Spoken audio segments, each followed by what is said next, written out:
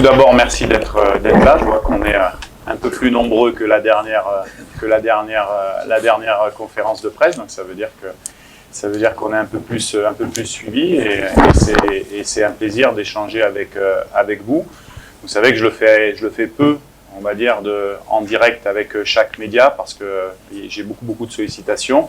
Donc je préfère recentrer et ouvrir, comme je l'ai dit à Jerry, un échange en fin de conférence où vous pourrez poser vos questions et vous aurez les réponses sur toutes les questions que vous souhaitez. Je tiens à remercier également l'équipe de communication pour son travail. Depuis le mois de mars, il y a des choses qui évoluent, vous savez, au niveau de la fédération en termes de communication. Alors je crois qu'il y a encore un peu quelques bagarres entre Facebook, faux Twitter et ainsi de suite.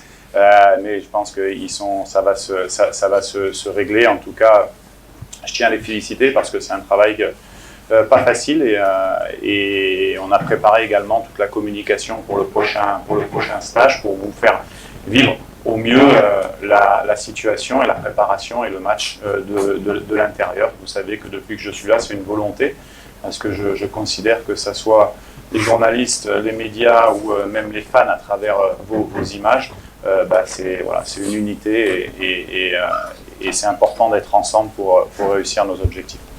Je voudrais également remercier le CONOR et le ministère des Sports. Vous savez qu'il y a eu du changement depuis la dernière fois, qu'on avait tissé un travail qui avait été vraiment très professionnel avec les autres équipes. Et forcément, on a eu besoin d'adaptation, d'échange et puis de refaire un petit peu les liens. Donc, on a travaillé pour proposer un stage avec un programme que je vais vous dévoiler, c'est-à-dire qu'on aura un stage à partir du 10 juin au Cameroun, à Douala, avec un match amical qui est prévu le 14 juin sur le stade de Japoma contre l'Ouganda. L'Ouganda sera également au Cameroun puisqu'elle prépare son match contre l'Algérie qu'elle jouera dans ce pays. Et puis après, on partira jouer le Gabon puisque le match est prévu le 18 juin à 19h à Franceville. Voilà. Donc le choix du stage a été fait parce que on a voulu rester dans la zone déjà pour se préparer pratiquement dans des conditions similaires qu'on va trouver au Gabon et puis également l'opportunité de faire un match amical. Et la fin du stage se fera après le match du Gabon, donc le 18 au soir. Voilà. Donc ce match amical, pour moi, je l'ai souhaité parce qu'il va me permettre à la fois de préparer l'équipe pour le Gabon, mais également, surtout, de continuer le sujet objectif qu'on peut avoir à moyen terme, c'est-à-dire de voir évoluer encore des joueurs en match amical dans la prévision du travail à moyen terme. Vous savez qu'il y a des objectifs qui sont immédiats, comme le match du Gabon, mais vous savez aussi que le projet, même si ce match est important et décisif, on va y revenir, il est important aussi de poser des bases pour que il y a une pérennité au niveau de l'équipe, au niveau des principes de jeu, pour pouvoir atteindre nos objectifs à moyen terme qui seront la CAN 2025 et la Coupe du Monde. Vous le savez sans doute que le tirage au sort pour la Coupe du Monde arrive au mois de juillet, que les premiers matchs sont au mois d'octobre. Donc il y a plusieurs objectifs. On va se concentrer à très court terme sur ce match du Gabon. Vous savez la situation de l'équipe. La situation de l'équipe, c'est qu'il va nous falloir une victoire au Gabon pour se rendre la possibilité d'avoir une finale chez nous contre le Soudan en septembre. On a fait le nécessaire en Mauritanie et chez nous pour pouvoir retourner un petit peu la situation dans ce groupe. C'était l'objectif. L'objectif, c'était de se dire il ne faut pas qu'on soit éliminé pendant la double confrontation contre la Mauritanie. Vous savez qu'on vient de très loin, qu'on a simplement 4 matchs à jouer pendant que les autres en ont 6, puisque avant ma nomination, on avait perdu les deux premiers matchs. Donc on a ce match à jouer, on va le préparer, on va tout donner pour avoir un résultat positif qui nous permettrait d'avoir un match décisif contre le Soudan. Ça, c'est important. Et dans ce cadre-là, et c'est pour ça que je suis plus ou moins heureux, c'est qu'on a besoin de tout le monde, on va avoir besoin des fans, on va avoir besoin de tous les dirigeants de club, on va avoir besoin de tout le monde pour pouvoir faire un résultat là-bas, et on va se préparer pour ça. Alors, avant de donner la liste, je vais déjà vous confirmer. Au niveau du staff technique, le staff technique est identique aux deux derniers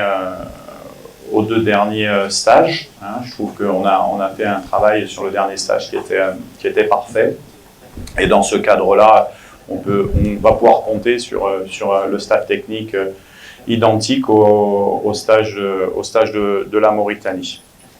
Après, dans les démarches, dans la liste, dans les objectifs qu'on peut avoir en rencontrant des joueurs, vous savez que je reviens d'un voyage, on a dans la liste, on va avoir 5 joueurs qui n'étaient pas présents en Mauritanie. C'est un peu le même message que je vais vous faire passer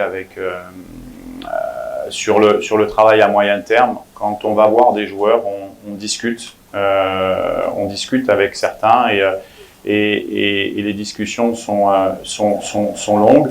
Il y a des éléments administratifs aussi qui sont, comme vous le savez, aussi longues. Donc il y a certains joueurs qui viendront nous rejoindre prochainement, mais qui ne seront pas dans cette liste parce que les démarches administratives ne peuvent être réalisées à temps.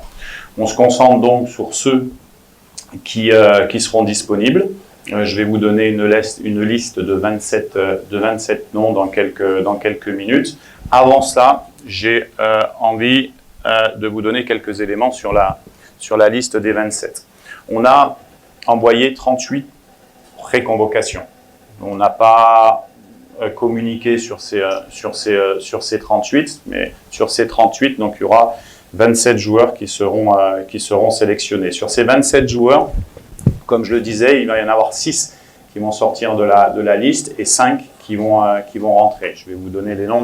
Alors 27 joueurs, c'est aussi parce qu'il y a un match amical contre l'Ouganda et que ça va me permettre de voir certains joueurs en situation et dans la prévision, on va dire, de ce qui peut se passer dans les prochains mois. La moyenne d'âge est un peu réduite puisqu'elle arrive à 26 ans. Rappelez-vous sur les premières conférences de presse que je vous avais dit, c'est important de garder une moyenne d'âge pas jeune, parce que c'est pas jeune, 26 ans, mais c'est pas vieux non plus. Donc à maturité sur un mélange entre des anciens et des cadres sur qui on compte beaucoup et des jeunes qui doivent venir prendre de l'expérience et des nouveaux joueurs qui doivent venir prendre de l'expérience de stage en stage.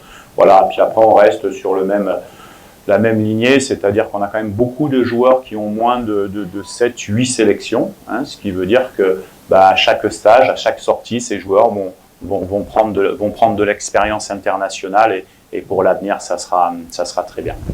Au niveau des joueurs qui ne seront pas présents, je vais vous donner une liste des joueurs qui ne seront pas présents pour vous donner, alors ce sont des joueurs plus ou moins qui sont listés qu'on aurait peut-être aimé avoir dans cette liste, mais qui malheureusement, pour des raisons que je vais vous citer, ne sont pas disponibles. Donc vous savez très bien que Joël Kasumboua et Cédric Bakambu sont suspendus pour ce match. Donc ça sera 2 joueurs qui vont nous manquer énormément et qui nous soutiennent, que j'ai eu, qui nous ont passé tout leur soutien.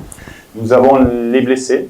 Alors les blessés de longue durée, on a toujours Fassika qui est en phase de reprise, les croisés c'est long, mais qu'on suit avec le médecin, qui travaille bien avec Captone, qui est en phase d'entraînement et de reprise collectif. Nous aurons Gaëtan Laura, qui était présent, qui a une blessure au niveau du tendon d'Achille, donc est indisponible pour ce stage. Nous avons Ben Malongo, Edo Kayembe et Diangana qui sont, pareil, blessés de longue durée, en sachant que Ben et Edo sont déjà en réathlétisation dans leur club. Voilà, donc c'est des joueurs qui voient le bout du tunnel. Mentalement, c'est pas facile pour eux. Et puis on a Grady Diangana, on a régulièrement, que j'ai eu ce matin d'ailleurs, qui lui, pareil, a encore pas mal de temps avant de revenir sur les terrains, mais je voulais leur faire un petit clin d'œil. Et on a Neskes Kebano, qui ne sera pas non plus dans la liste. Vous le voyez en faire des rentrées de match avec Fulham, mais il a un programme encore sur son tendon d'Achille sur ce mois-là, assez fragile, et il ne sera pas disponible pour la sélection. Après, nous avons 3 joueurs, Gédéon Kaloulou, qui sera indisponible pour raison personnelle pour ce rassemblement, tout comme Rodok Eli et Silas, qui nous ont notifié que malheureusement ils ne seront pas disponibles pour raison personnelle. Voilà. Donc, faisant ça, nous avons une liste de 27 joueurs, comme je vous l'ai dit, où la base l'objectif étant de garder l'ossature du dernier stage, parce que quand on travaille, comme je vous l'avais dit, sur les principes de jeu, sur la mise en place d'une équipe, on a fait un bon match au match aller, on a été dans un contexte en Mauritanie un peu plus difficile. Je ne reviendrai pas sur les difficultés qu'on a rencontrées, parce que nous, on est des battants, c'est passé. Maintenant, on se fixe sur les objectifs qui arrivent. Et puis, on inclut avec ces joueurs-là quelques joueurs pour les voir et pour renforcer l'équipe. Donc, au niveau de la liste, donc nous avons trois gardiens. Donc, nous appellerons Lionel Mpassi de Rodez, Siadi du TP Mazembe et Estras Kabamba de Bravo de Maki en Angola, qui est le gardien des U23. Au niveau de la défense, nous aurons Chancel, donc Mbamba de l'Olympique de Marseille. Nous aurons Inunga Baka de Simba. Nous aurons Bokadi du Standard de Liège. Nous aurons Dylan Batoubinsika de Maccabi Haïfa, qui fera sa première apparition avec le Congo. Nous aurons Rocky Bouchiri d'Hibernians, également en Écosse, qui fera sa première apparition avec la sélection du Congo. Moukoko du Difa El Jadida, Ikoko de Paphos, Masuaku de Besiktas, Vital Nsimba de Bordeaux et Arsène Zola Kyaku du Wydad Casablanca, qui nous rejoindra un petit peu plus tard, puisque, comme vous le savez, ils ont le match retour de la finale de la Ligue des Champions le 11 juin à Casablanca contre Al-Ahly. Donc on peut dire qu'on a 10 défenseurs, même si dans cette liste, il y a quelques joueurs qui peuvent être intégrés au milieu de terrain. Au niveau des milieux de terrain, donc nous avons Aaron Chibola de Limassol, nous avons Moutoussami de Nantes, nous avons Mfoulou de Las Palmas, nous avons Loussamba d'Alanya Sport, Elia Meshak de Young Boys de Berne, William Balikwisha du Standard de Liège, Gaël Kakuta d'Amiens, Théo Bongonda de Cadix et Lilepo d'Al-Hilal en Durham. Même si, encore une fois, certains milieux peuvent être utilisés un petit peu plus haut sur le terrain. Au niveau offensif, nous avons Aldo Kaloulou de Sochaux, Fiston Mayele de Young Africa,